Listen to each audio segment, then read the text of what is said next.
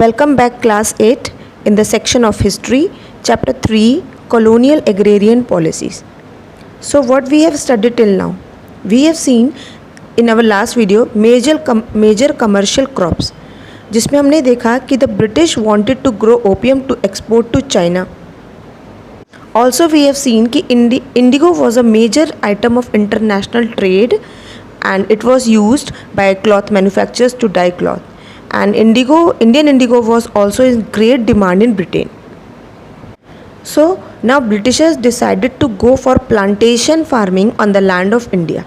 British planters arrived to India and started the following system. What system they started? They started the Nij system and another was the Rayoti system. Let us see what is Nij system. Under this system, planters produce indigo on lands that they directly control. Either they bought the land or rented it from others. It means कि एक ऐसा system था जिसके अंदर planters उस land पर Indigo cultivate करता था जिस पर उसका डायरेक्ट कंट्रोल होता था. अब डायरेक्ट कंट्रोल का मतलब होता है कि वो उस लैंड का ओनर हो गया. ओनर कैसे हो गया भाई? कोई पर्सन बाहर से आया है और इंडिया में उसका लैंड कैसे हो सकता है, राइट? तो ये माइंड में आपके क्वेश्चन आ रहा होगा, तो let me answer you.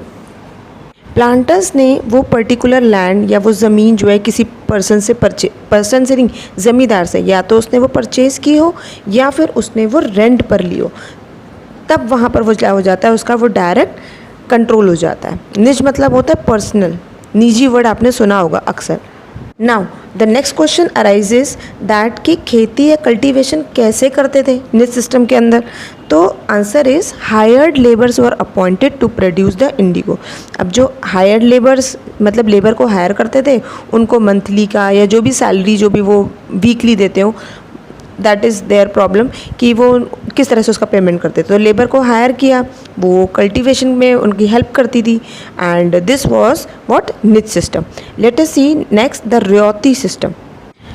Just now I told you कि निज सिस्टम में planters either purchased or took land on rent, but ryoti system was totally different.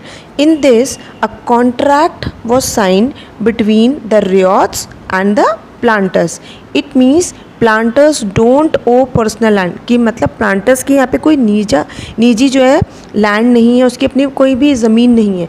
वो एक साइन कर रहा है, किसके बीच में? कॉन्ट्रैक्ट साइन कर रहा है बिटवीन प्लांटर्स एंड पेजेंट्स के बीच में. सो हुआ क्या, जो निज सिस्टम था वो फेल हो गया. तो व्हाट दे इंट्रोड्यूस रियोती सिस्टम. अब रियोती सिस्टम में रियोट्स को क्या करते थे, ये लोग लोन देते थे बहुत कम रेट ऑफ इंटरेस्ट में, वो भी एडवांस में देते थे. तो आपको तो पता ही है इंडिया में क्या होता था पहले, भाई एडवांस में कोई पैसा मिल जाता है तो लोग उनकी बातों में आ जाते हैं, अट्रैक्ट हो जाते हैं मनी की तरफ. तो वैसे ही उस टाइम पर भी हुआ जब रियोट्स को उन्होंने एडवांस में पेमेंट दिया लोन का, और वो भी बहुत ही कम रेट ऑफ इंटरेस्ट में, तो वो अट्रैक्ट हो गए उस मनी के लिए और वो मनी की तरफ, और वो रेडी हो गए उनके काम के लिए. अब काम क्या था? To grow only indigo on at least 25% of area under their holding. Provision ये रखा कॉन्ट्रैक्ट के अंदर कि जितना उनका लैंड है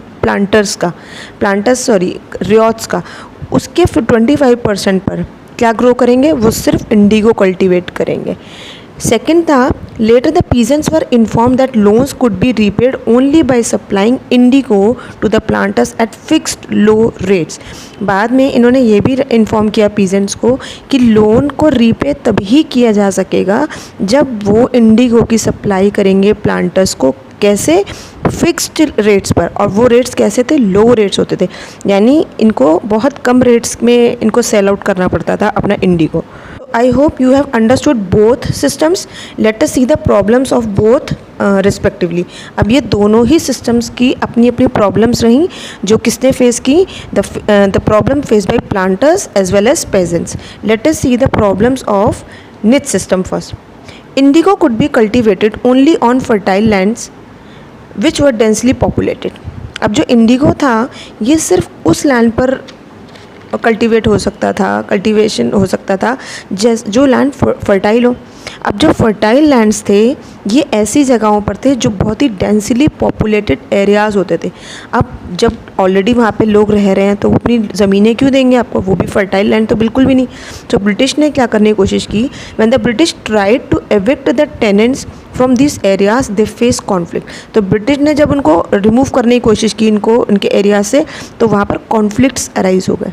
next problem was they could neither hire labour nor arrange for ploughs and bullocks. ना ही तो वो लेबर को हायर कर पाते थे और ना ही प्लॉज बुलक्स।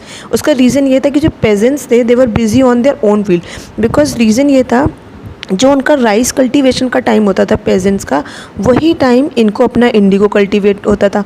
तो इनको लेबर की नीड होती थी और प्लॉज बुलक्स की नीड होती थी। ये सारे कहाँ बिज़ी रहते थे, ये बिज़ी रहते थे आपके कहाँ पर, अपनी फील्ड में बिज़ी रहते थे। तो जो पर्सन ऑलरेडी अपने लैंड में बिज़ी है तो वो आपका काम कैसे कर सकता है। तो जिस वजह से ये क्या हो गया, सिस्टम फेल्ड हो गया। Now let us see the system problem, the problems of ryoti system. Peasants growing indigo on their fields received a very low price for it. They were unable to repay the loan and fell into the clutches of money lenders. अब जो peasants थे जो Indigo grow करते थे ये बहुत ही लो price receive करते थे, और दूसरा जब ये दे वर अनेबल टू पे the loan they fail into the clutches of money lenders. मतलब इधर से लोन का तो पैसा चुका नहीं पाए, उधर से किसके उसमें आ गए, ट्रैप में, किसमें फंस गए, मनी लेंडर्स के ट्रैप में फंस जाते थे। मनी लेंडर्स से भी पैसा क्या करते थे, लैंड कर लेते थे, बोरो करते थे। तो after growing Indigo the pageants could not so the same land with rice because the Indigo exhausted the fertility of the soil.